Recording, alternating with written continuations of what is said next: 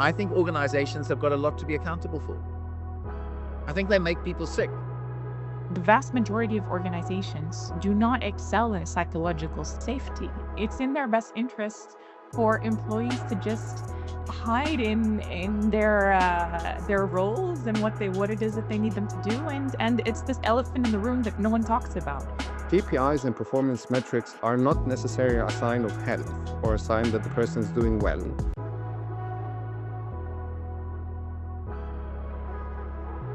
Welcome to Workplace Harmonics, which is the webinar series which dives into the issues in the workplace. Every month we've been looking at a different issue every month to try and tackle some of the issues that we see day to day in organizations across the region.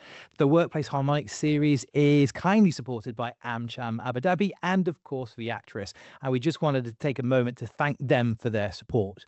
Now, today's topic is something that I even a year ago didn't realize was something that was so relevant to me: neuro-inclusive workplaces that work for everyone. I come to this conversation today having been diagnosed last year with adult ADHD, something I've had since a child. I had left school with very few qualifications, so many of you joining us today will be far more qualified than I, as indeed are my guest speakers today. We've got three fantastic experts for you today, and I'm going to introduce them first. We've got Dr. Khaled Kadry, who is a specialist psychiatrist with Sakina. He's got a deep expertise of neurodiversity and how different brains function, and he's actually also worked in the US with the Special Olympics, and I'll let him tell you a little bit more about that later. We have Geoff McDonald with us today, who is a global advocate for mental health. He was the global vice president of HR at Unilever, responsible for more employees around the world than I can count, but also brings to this an experience of anxiety and depression after he struggled and learned just what power mental health can have over our lives. And my third guest is the wonderful Sara Boueri, who is an award-winning Chief Human Resources Officer. She's a board member, she's an advisor, she's been in the region for many years. He is a well-known keynote speaker on the region. We've worked together in the past, and she is amazing. Now, before we get into the conversation, a couple of practical notes. You can ask questions of our guests today. If you want to submit questions in the Q&A, I'll keep an eye on that and try and put them to the panel. They will be anonymous. If you want me to read your name out, just put name Scott or something like that and let me know. Otherwise, I won't read your name out. I will just read the questions out. We will also ask some cold questions for you to get involved, because we want to crowdsource your wisdom today and also learn what's happening in your workplaces. Again, no one's going to see we'll see the answers, but we won't see your names. So it's anonymous, so you can kind of vote with your heart. And with that, I'm going to get into the conversation. Sara, Khaled, Geoff, thank you very much for joining us on Workplace Harmonics today. Thank you. Happy to be here. Khaled, you're muted. The age of one of these times I'm going to get a sign up going. It's 2026 and we're still saying. Well, look, these are the workplace issues that we face on a very daily basis still. Completely. No, thank you very much, Scott. It's always a pleasure to join you on Mentl and with the guest speakers. So thank you very much for having us. And great to have you with us as well, Geoff. Yeah, thank you. Thanks, Scott. Okay, so Khaled, I'm going to kick off with you. Obviously, you've got a clinical expertise around neurodiversity, and we use the phrase neuro-inclusive workplaces, and the title obviously today is trying to create and help organizations create neuro-inclusive workplaces that work for everybody, but in a kind of practical way rather than a theoretical way. What does that term actually mean? Like, what does a normal Tuesday look like inside an organization that is embracing neurodiversity? Thank you very much, Scott. I think it might be helpful if I may to lay down maybe three main principles for the benefit of the listeners of what we mean when we say neurodiversity and neuroinclusivity. So neurodiversity implies differences in how people respond to the world, and whether it's in social communication and social interactions, that the formal sense of that would be maybe autism spectrum conditions, or ADHD, which presents as impulsivity, inattention, difficulties with organization, and so on.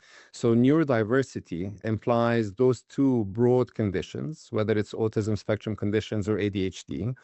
And it's not to say that those then don't come with secondary presentations like anxiety, depression, OCD. So that's the first, that's what we're referring to in terms of neurodiversity.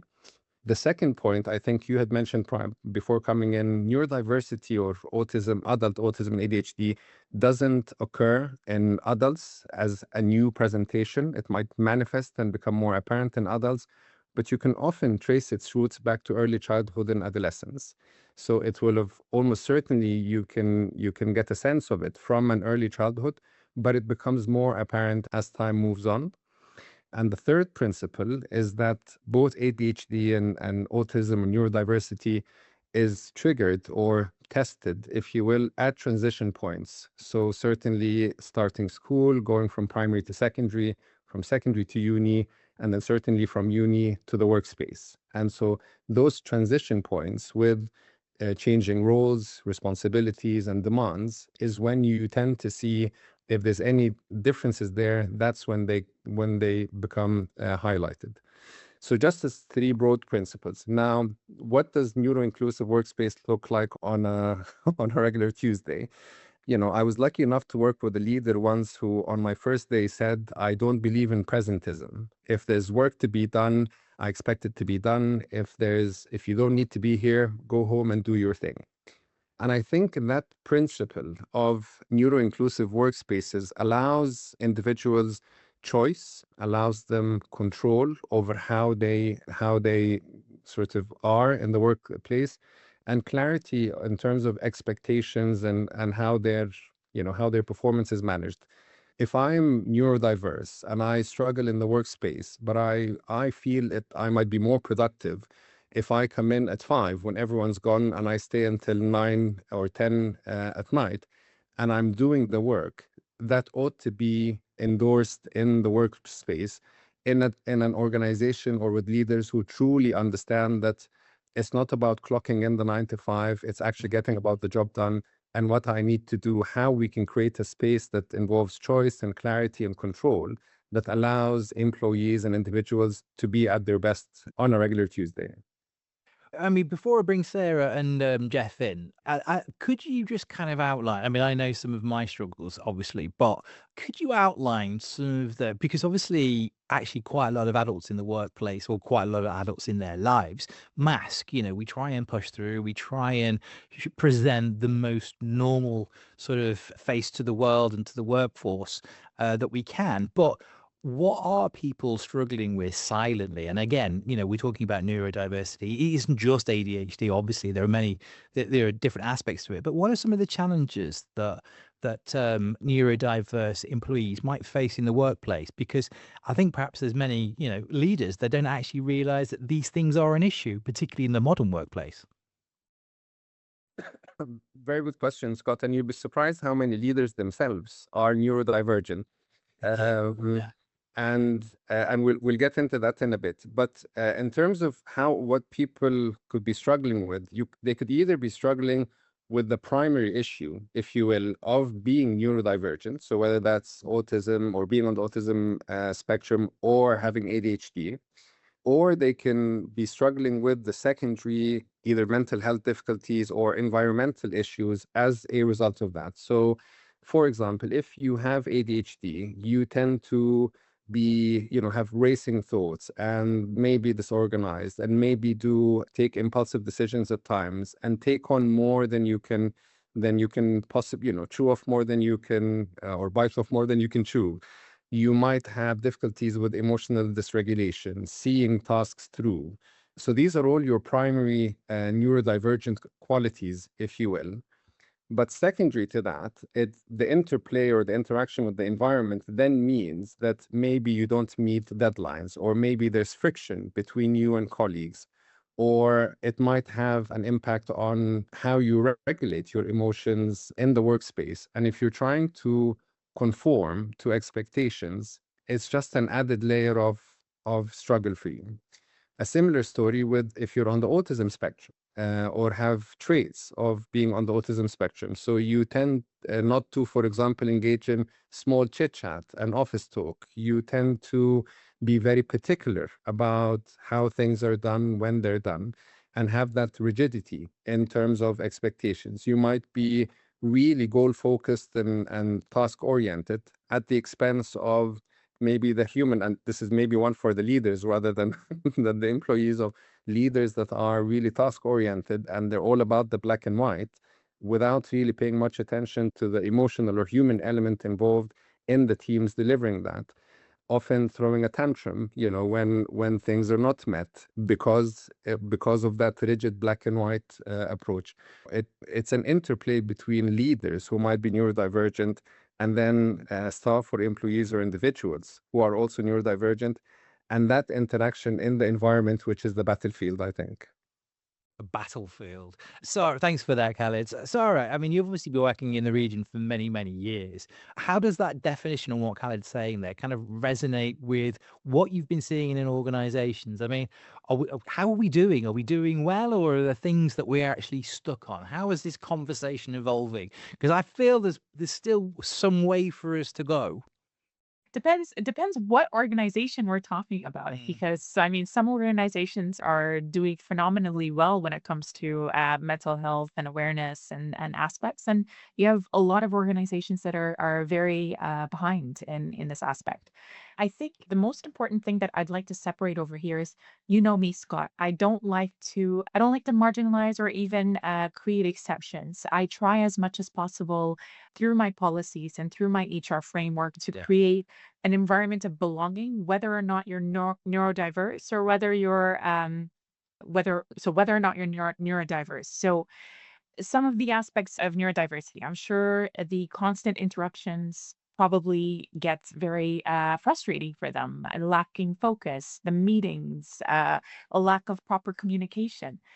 But the secret is, and here's the little kicker, is that even not neurodiverse people also struggle with those things. It's not just neurodiverse people. And so the minute we remove the label from it and actually treat it like, what do we as human beings, in all of our complexity and in all of our layers, what do we need to perform better? And from what I've seen, some of the things that companies do well is very clear expectations. When you have very clear KPIs, very clear deadlines, what needs to get done, and this is communicated well in advance. And then how you get there and how you achieve these KPIs then become a bit more fluid. That's a really good aspect for everyone in the workforce. The other aspect is proper and transparent communication. Certain things need to get done, irrespective of how we're feeling, what emotional challenges we're going through, how anxious or how happy we are. Things ultimately need to move forward. We're not a charity organization in most companies, and results need to happen. And the excuse of neurodiversity is rarely an excuse that is tolerated when deadlines are not missed. To the communication about what needs to get done and how it needs to happen. And then finally, respecting boundaries. So too often I see meeting cultures gone wrong, meetings that take hours and hours where nothing actually happens, and that take away from actual time you could be using getting stuff done. Or just constant barragement of meetings where you're from like 9 to 5, you're just in meeting after meeting after meeting. Whether you're neurodiverse or not, that's going to affect your mental health. Like, you need a bit of a break. And so, irrespective of label, I would say very clear KPIs, very clear expectations of what the role needs to, or what needs to happen for the role to get done, very clear communication and expectation about how the role should get done. You might need to physically be present, but you need to sign up for that. And the environment needs to be communicated to you from the beginning. And then finally is actually creating environments where it's conducive to working, not sticking anyone in meetings for 8, 9, 10 hours a day and then expecting stuff to actually happen. So being very clear and realistic is probably what I would focus on. I love the fact that you kind of talked about removing the label. I mean, obviously, the topic title of today's conversation is neuro-inclusive workplaces that work for everybody, and it was fascinating because I was at a mental health conference last year in Saudi Arabia, actually, where there was a professor that came on, and he was and his entire presentation was about creating neurodiverse workplaces, and I was very sort of early into my diagnosis. And the conversation was how employees could accommodate them. And I'd never been kind of one of them before.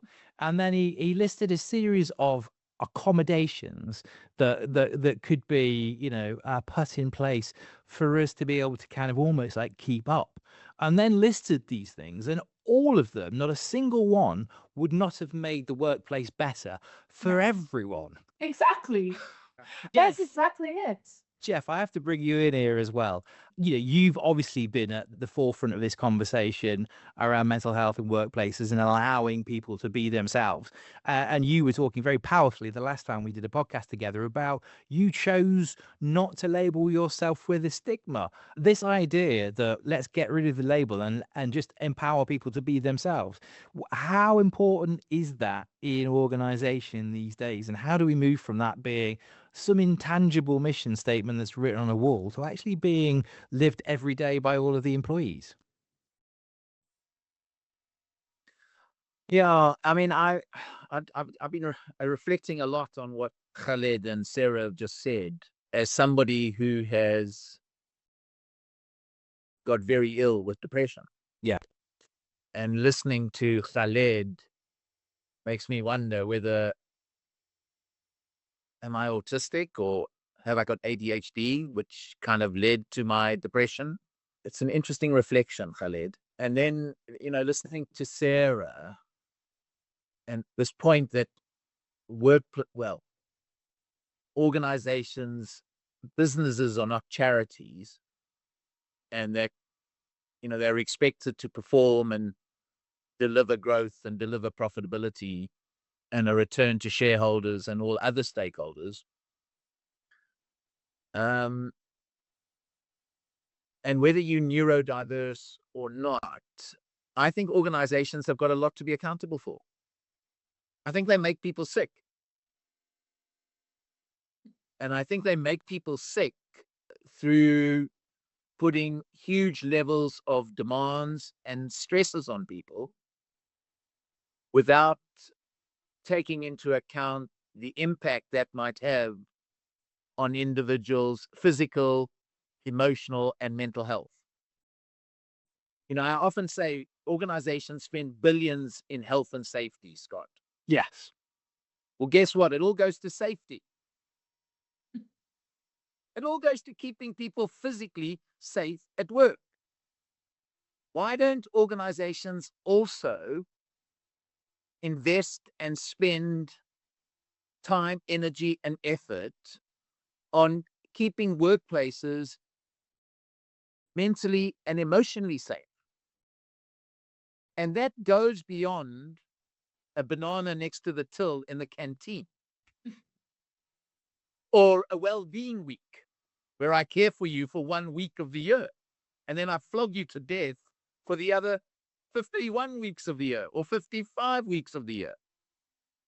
And so for me, the real challenge right now is how do leaders, and we in HR in particular, help to create cultures where people can thrive, irrespective of whether they are neurodiverse or not. But how can we really look at what are the levers? I often say, since COVID and the growth of well-being, you know what organizations do, Scott? They do well-being to people. Yes. So I'm going to give you an app. Go and sort out your well-being. Well, you know what? If there's a culture of bullying, you know where you can stick the app? You know where you can stick it, eh? You can stick it right up. So I think we should not forget about, but let's move beyond doing well-being to people and our employees and start doing well-being to the organization. Identify what are the factors at an organizational level that are impacting the well-being of people.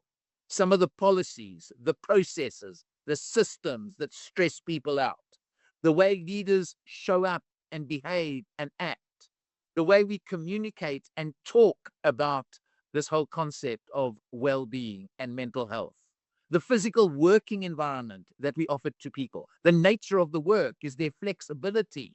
Is there a hybrid approach to work? So I'm with Sara in saying, I think everybody should have the opportunity to thrive at work. And I think we should be focusing more on the organizational culture than throwing apps and massages and yoga classes to employees. The thing that always annoys me when I chat to you, Geoff, is the fact that you just sit on the fence so much and you don't say what you actually feel. No, but yeah, you're absolutely right. And also, I mean, I remember also the one thing that I also stuck with me after listening to that professor talk about all the accommodations that could be made for them.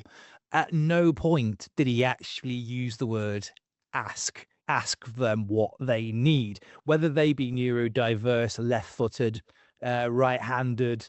It's kind of like the whole, if a footballer is a left-footed footballer, you don't play him on the right, or if he's a natural goalkeeper, you don't make him a striker. How do you actually just optimize roles and their position in the team that play to their strengths? And while I'm using the word ask, audience, it's time for me to ask you, because I want to just source what's happening in your place. So I'm going to launch a poll. Hopefully the technology will work and you will see the poll question come up. And the first question I want you to answer today for us is, what's currently the biggest challenge in supporting neurodiversity in your workplace? Is it a lack of awareness? Is it unclear how to make practical adjustments? Is it concern about saying or doing the wrong thing? And that's something I really want us to come back to. Is it work design that does not allow flexibility? Ironically, that we've got 5 rigid questions for you to answer rather than all of them. Or is it limited leadership buyout? I'm going to launch that poll now. You should see that coming up on the screen any second now. Guys, Sara, here we go. I think it should be on the screen. So vote now. I'm going to start with Khaled. Out of those sort of 5 options, and I'm sure it is, as always, all of the above, what do you think is perhaps one of the biggest challenges facing people in the workplace right now?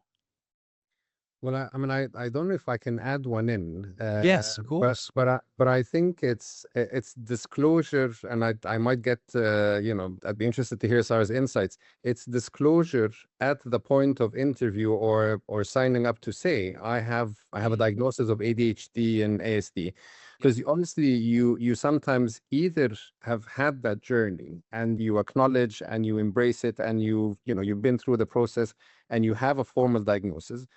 Or often we hire people and then on the job you think, got there, this is very much an ADHD picture. Or I've certainly worked with colleagues and managers who are more, very rigid, very focused on the black and white numbers than any kind of human interaction. So I think maybe the awareness, but at the point of signing someone up to a job, whether they feel comfortable.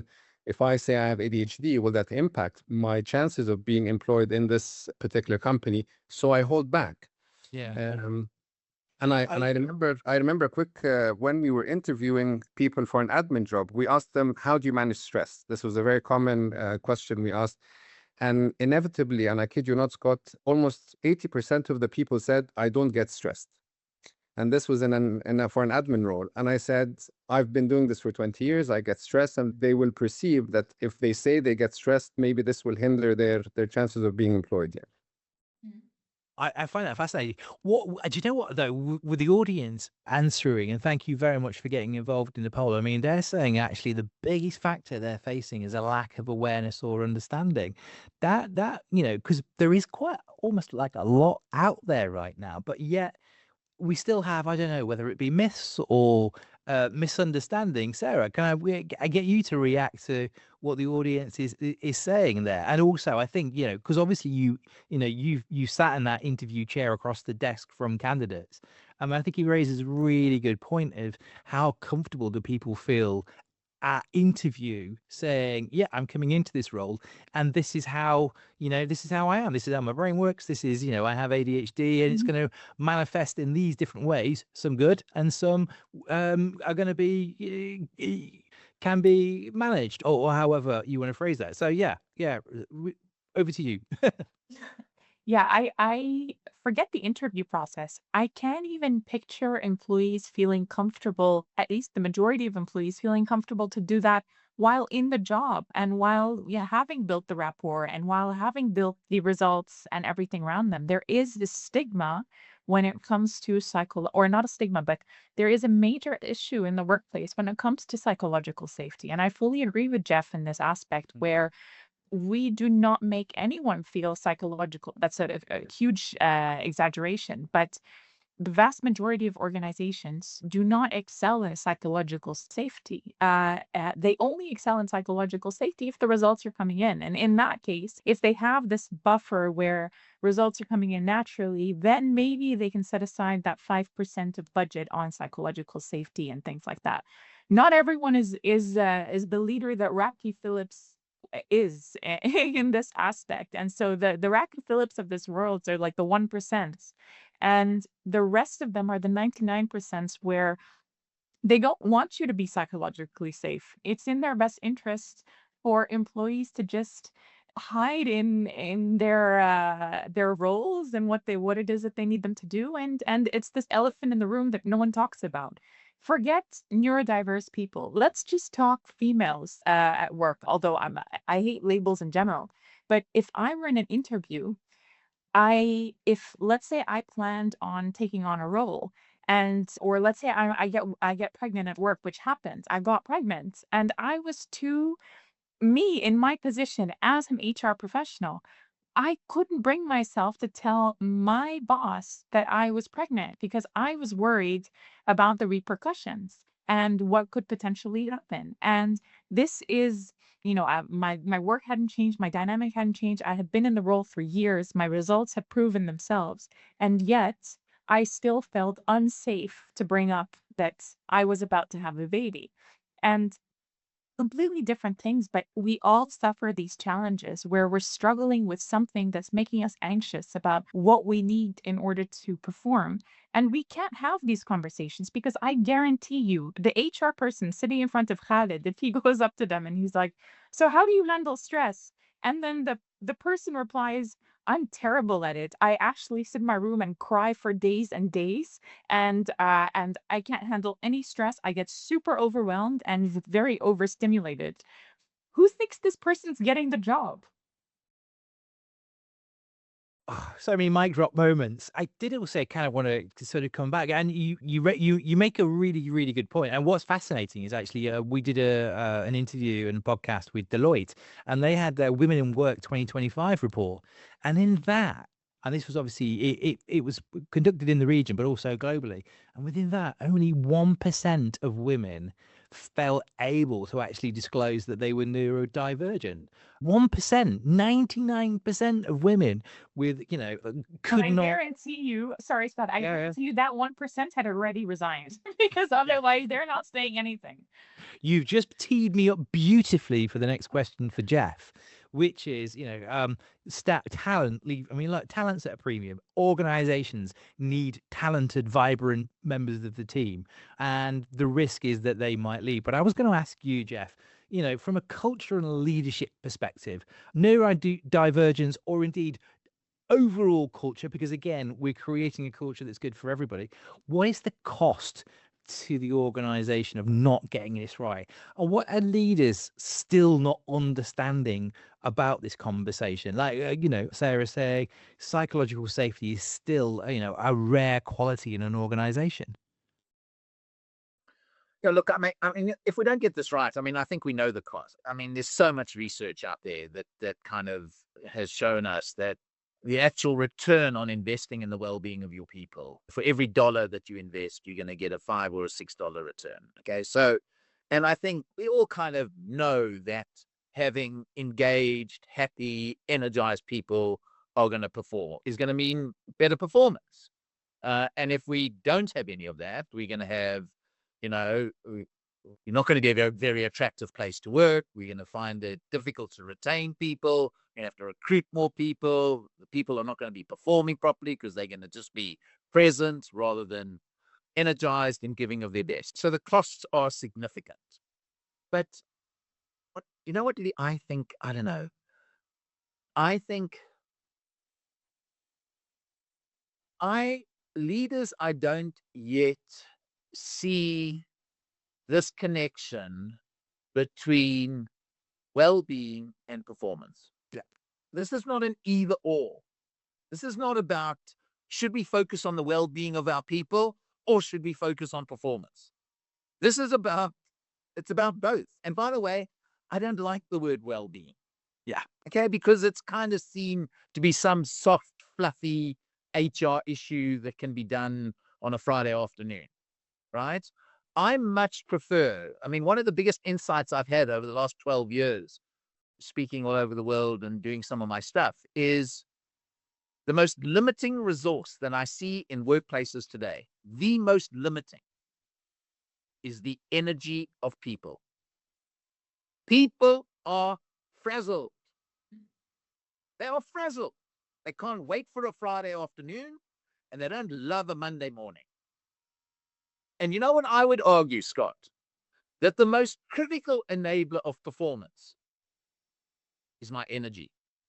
My energy at an individual level, the energy of a team. You know what it's like to work in a team that feels energized and there's a bit of passion and you've got a leader who brings energy rather than those leaders who suck every bit of energy out of you. I call them drains. You see them on a Monday morning and you do an about turn. You don't want to be near that person because they're going to suck all your energy from you.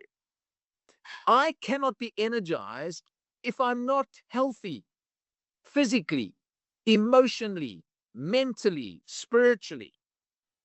And that's well-being, is being well at those 4 levels. But I think we've struggled to really get leaders to see this as a strategic driver of performance of the organization. And I think the term energy, I think that resonates with leaders. I think it resonates, this term energy. I'm an Arsenal supporter. On the Premier League, okay? I'm so happy that Bournemouth had more energy last night than Manchester City. And even afterwards, when you listen to the commentators, they were all saying there was a lack of energy on the field. There was a lack of energy. We cannot be energized without being healthy. I cannot perform if I'm not healthy. And so how do we get leaders to see this more as a performance driver rather than some soft, fluffy HR thing?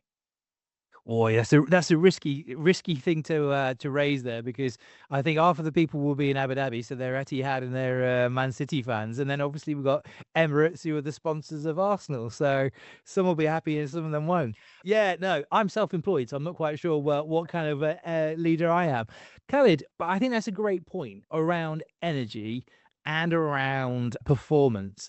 One of the things, and again, just from a lived experience point of view, is fascinating, because I spent 33 years in journalism, and I used to work very, very differently to everybody else.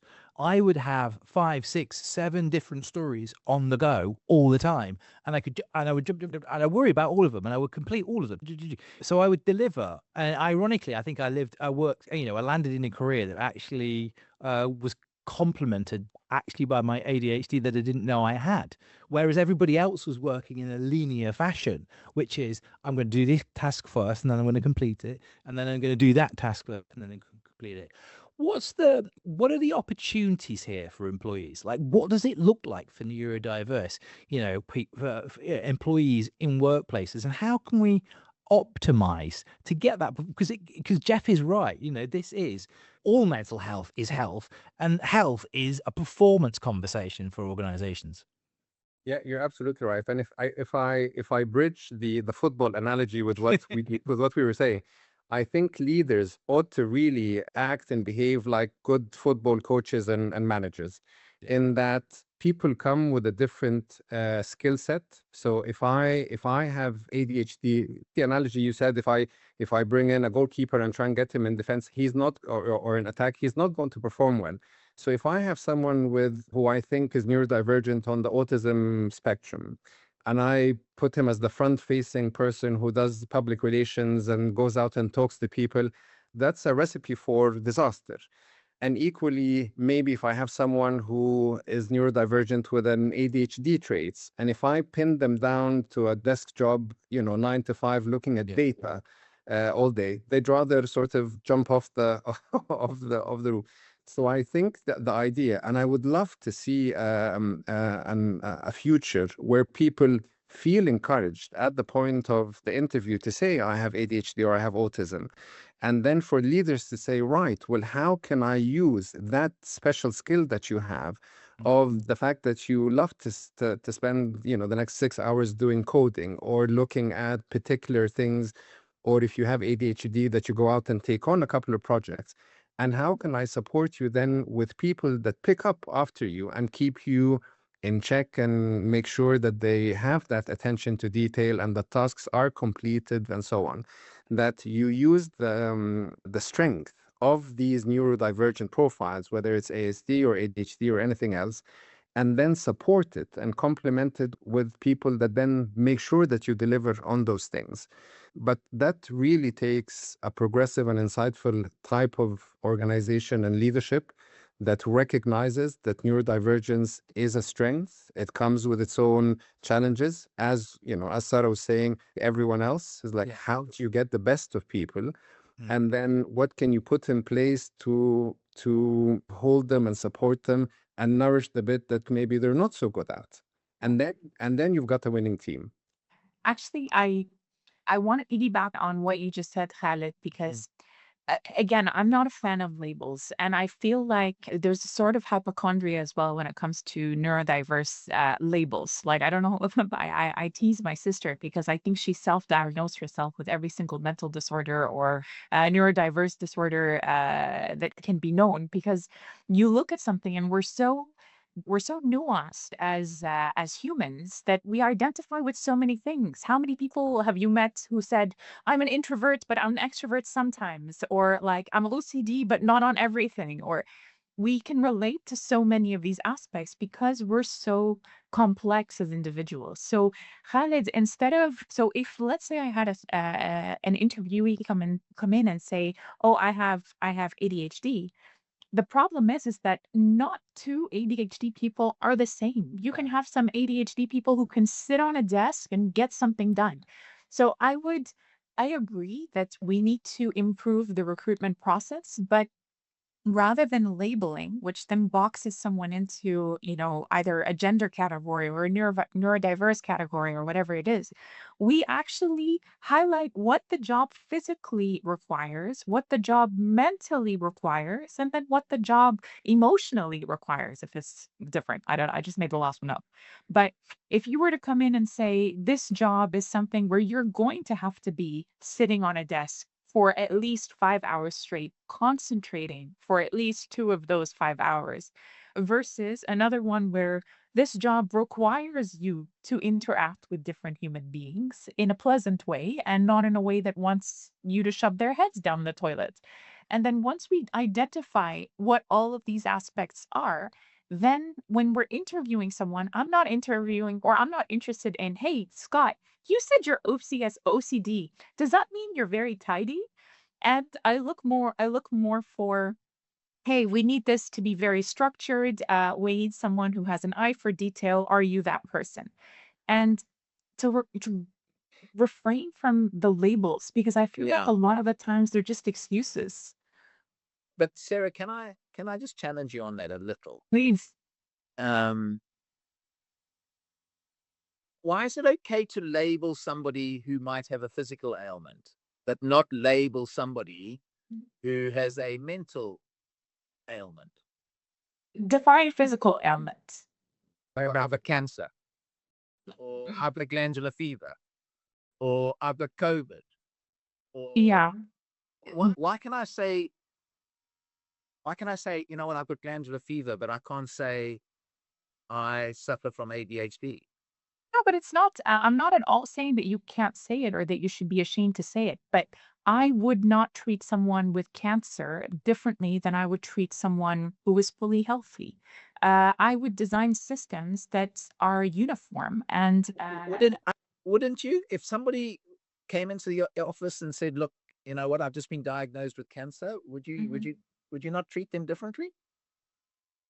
look from emotional perspective, I could potentially treat them differently, but to change my policy because someone has cancer, my policy should be able to withstand all different types of situations. And whether we like it or not, sometimes physical ailments can prevent us from getting the job done. And if we're honest about that, then that's what I'm saying, is that we need to be honest about what the job requires. And if someone comes on board in a wheelchair and says, I would like to be the lifeguard, there's obviously limitations to that. And so I'm not saying that they can't tell me that they have ADHD, but I don't want to assume that because someone has ADHD, that they're a certain way. And it's removing the assumptions that I'm trying to actually get across, is that I don't want to label people because no two people are the same. And we're so diverse in general that the minute we start to label them, I feel it hinders us. It's a lot better to explain exactly what the role requires. And if you have ADHD and you can't cut it in this role, I'm not going to make exceptions, because that's the last thing you would want, because then you're going to be labeled the affirmative action case that, oh, this person was hired because. I'm gonna grab. It's my webinar. I'm gonna grab the talking stick back, Geoff, just for a moment. No, I mean, I think it's a really, really fascinating point as well, because I mean, and from a management, I not knowing that I had ADHD, I had a member of staff who had ADHD, and she was very determined and very talented, but she was doing the job, and the job she was doing was not set up or was not the right role for her, not because she didn't have the intellect, talent, or ability to do it, but it just hurt her. In the same way that you ask me to do a spreadsheet, I believe that Excel is the devil's work, and it can bring me, you ask me to do a CRM, and I will literally be close to tears, and I will look and go, I can't do it. And yet I can be very, very creative, and I can contribute. But also you're talking there, I think, as well, about trying to get beyond the stereotypes and again the assumptions. And Geoff, I will give you a mic drop moment, don't you worry. But I wanted to bring Khaled in and just for a bit, because again, Sara was saying there, obviously no two neurodiverse, and I also think the phrase neurotypical is a bit of a misnomer because everybody's so different. But even within neurodiversity, even within ADHD, I mean, I'm inattentive with a little bit, of combined, but there are 3 to 4 different types of ADHD, all of which have different sort of traits. What are some of the myths? What are some of the assumptions that organizations are making about people because obviously we are talking about neurodiversity. So I'm just going to kind of keep it onto that and take advantage of your expertise on that from a clinical perspective. Yeah, and you're absolutely right, and I agree both actually with Sara and Geoff. The accommodations I was referring to, and I'll come back just to give a quick example. And there's a story from a colleague who had one of his patients was a CEO of a major company worth 100+ million pounds, who had ADHD, and things weren't going well because he wasn't attending the appointment. And the reason he wasn't attending appointments is that every time he tried to leave the office, he would get distracted and being pulled into multiple different conversations that he would miss the appointment. Mm-hmm. And so part of the plan was that on the day of the appointments, his PA would literally take him from his hand, from his office, and walk him down to his car, to make sure to make sure he made the appointment. So it's that sort of really small adjustments that doesn't have to do with labels and so on. But in terms of myths, and I think corporate organizations certainly operate in quite a hierarchical way. So there's line managers and supervisors and performance metrics and so on.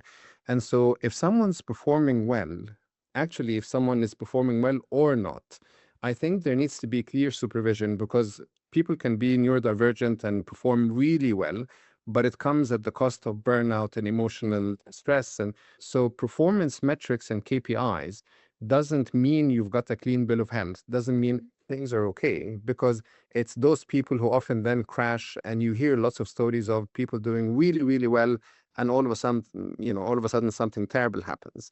So KPIs and performance metrics are not necessarily a sign of health or a sign that the person is doing well.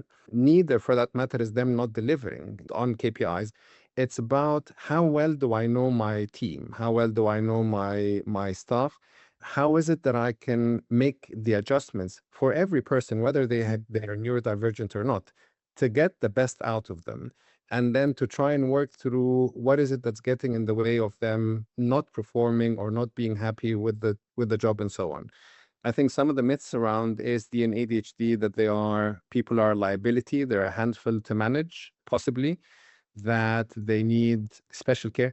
Actually, one of the myths, now, unfortunately, sometimes this does happen, that people use their neurodivergent profiles as an excuse for not doing things. I can't work in an open space because I want my own office because I get easily distracted, or I'm not going to do this because it's a sensory overload. Now, this might be true, but as Sara was saying earlier, these are not charitable organizations. If this environment is not the right environment for you, then maybe nothing to do with your ASD or anything, but that's the nature of the work. And maybe a different environment would be helpful, not in a punitive way, but actually in a way that we don't think you're going to be happy here. We're more than happy to have you, but this is the reality of things. Now we can try and make some accommodations, but actually we're not sure you're going to be happy in this kind of setting that requires you to do multiple Excel spreadsheets and so on. But isn't this the conversation? Isn't this the opportunity as well? And Geoff, we've got about 10 minutes left. There is another poll question to ask. So I'm going to ask the impossible, and for you to kind of come back to me briefly.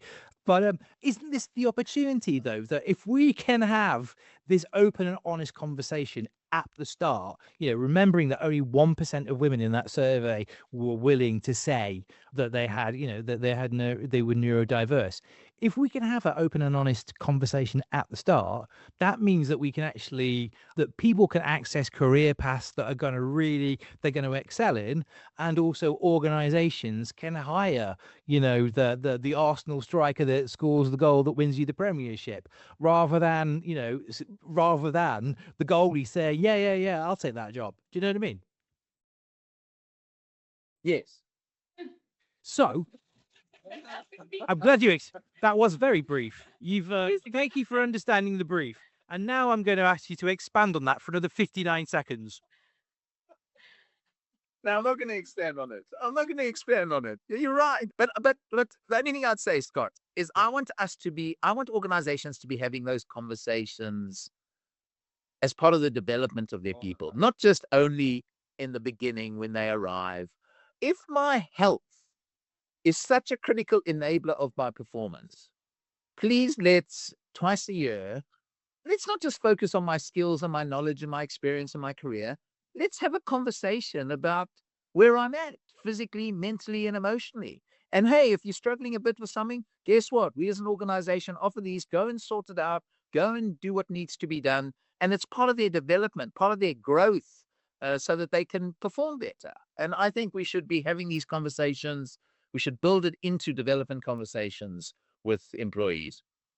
I'm just going to give you the opportunity to say another thing, which is also, because you talk about performance, why can we not get this conversation around to that? Because this is actually a fundamental performance conversation, isn't it? It's like, it's not removed from performance. It's actually an enabler of performance. Yeah. And along with that goes to the profits and the health of the employees directly linked to the health of the company. All right. We've only got a few more minutes left, about 7 minutes. I told you guys this conversation would fly by. I'm going to launch the second poll. We're going to focus on what you and the audience out there. I hope you've been enjoying this conversation as much as I have. I think it's been brilliant. I'm going to launch our second poll, hopefully, which should come up, launch the instant poll. Here we go. So looking forward, and I love these kind of stop, start, continue conversations. What do you think is the one change you're most likely will help your team in the next few days? So there's a bunch of questions there. Firstly, improve clarity and expectations, allow more flexibility how work gets done, reduce unnecessary meetings or interruptions. I feel like that might be a popular result, and I think I'm going to put that one in. Build more regular check-ins with the team, which is again kind of what Geoff and Sara were both saying, and Khaled, or protect time for focus work. What do you think is the thing that could make your life so much better? I can see, oh, look at that. I knew it would be as well. Perhaps no surprise to any of you on the panel, Geoff, Sara, or indeed Khaled, that reduce unnecessary meetings or interruptions is the one thing. And that kind of comes right back to where you started, Sara, isn't it? Which is like, everyone hates this. So actually, if we're talking about building inclusive places, it's not a neurodiverse / neuroinclusive thing. It's a let's design work better for everyone. Exactly. And I'm actually going to. The problem with human beings is that we're fickle. We don't even know ourselves. We lack self-awareness. And if you were to come with the best neurodivergent policies and the best job descriptions, a lot of the times we're so self-unaware that we actually don't know what we want. And so the best thing that we can do as an organization and as professionals is to design systems that promote the best to get work done. Because one day I'm an extreme extrovert. The best way for me to get work done, throw me in the bull pits, let me interact with people. On another day, I've just had a fight with X or Y. I've come in, I want to be alone. I don't want to talk to someone. And so we assume that we're not fickle, but it's the opposite. We're so cyclical, and there's so many like ebbs and flows in our day-to-day life that it's very difficult to just and this is why I dislike the labels is they're not consistent. We as human beings should not be consistent. And the beauty of work and what we can do is create policies that are consistent. Don't waste your time in meetings. Don't make people work inflexibly if there's another option. Don't promote hard work, promote smart work. So there's certain aspects that make sense irrespective of how you're feeling or what your label is or whatever it is. And so that's what I would say is look at the policies, look at the processes, remove bureaucracy, remove unnecessary aspects that don't need to be there. And let's move away from the person and focus on how to fix the system. Amazing. I'm going to get you to focus, though, Khaled, on the person. If, as a clinician, if you're going to talk to leaders of organizations, what would you advise them? Like either, stop, start, continue. If we talk about health, mental health, physical health, as Geoff keeps talking about, organizations are healthy when their employees are healthy. What would be the just like stop, start, continue doing this? So, I mean, it's what's interesting, Scott, is that it depends on the size of organizations. So I've certainly worked in organizations that were like 50 to 100 employees versus other organizations that are 5,000. And when you've got 5,000 plus, you almost want rules that, something that is set with some exceptions. You can be a lot more flexible with smaller organizations. So I can understand why big organizations maybe find it more difficult to cater for individual needs because there needs to be rules and there needs to be governance around things. I think what I would almost certainly say, which people know, that the health of the organization is the health of the employees. Employees will either go quiet, you'll tend to find sick leave rates go up, people leaving if they're not happy, which is ultimately bad for business. There's always this risk of you keep pushing And you might get short-term gains by, by pushing everyone to their limit. And then people burn out, there's friction, the ethos of companies then become unhelpful. And then you start to get into a cycle of a downturn. Often what then happens is that sort of person at the top has achieved their goals and they've moved on. So they don't really care. And then it's, for the next person who then comes on that takes it on. So what I would say to leaders is know your people. That's the real true asset of the organization is the people. And then I would have thought flexibility, because flexibility then allows organization to cater for different people with different needs at different times. As sort of saying, at certain times I might need something, but then the same person might need something else at a different time.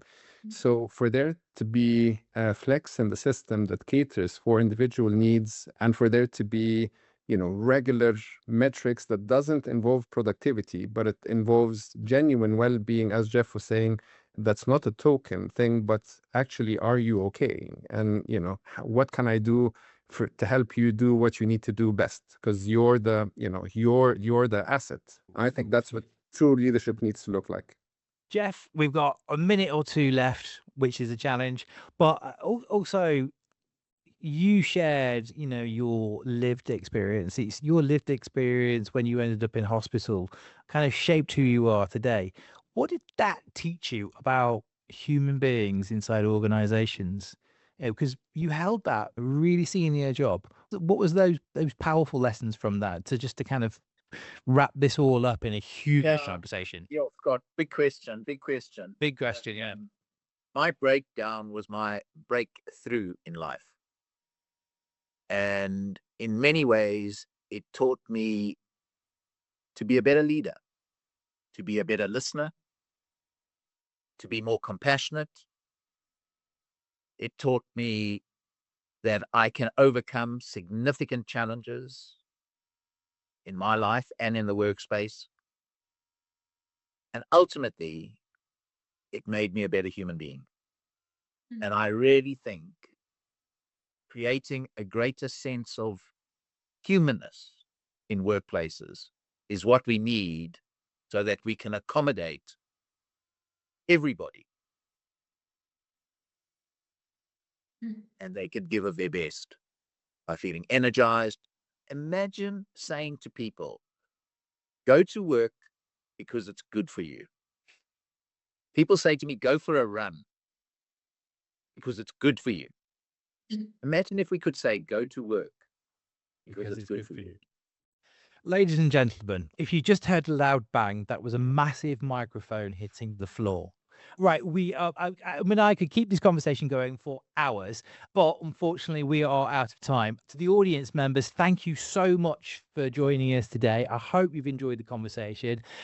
Geoff, Sara, Khaled, time's flown by. Thank you for both such an insightful but spirited conversation as well. So thank you very much for joining us on Workplace Harmonics. Thank you, guys. And also, quick note, check out our YouTube channel. And if you are watching on YouTube, hello to our 80,000 subscribers for the full series of Workplace Harmonics. There are so many insights on there. You'll also find a great former podcast from Khaled about children and digital parenting in the digital age. And you'll find Geoff's full story where we talk about as well on the mental space about what his experience and his experience. So with all of that, I've overrun. I'm going to shut up for once and just say thank you so much for being with us on this journey and Workplace Harmonics. Thank you very much. Thank you. Thank you, everyone. Thanks, Sarah. Thanks, Khaled. Thanks, Sarah. Thank you all. Thank you.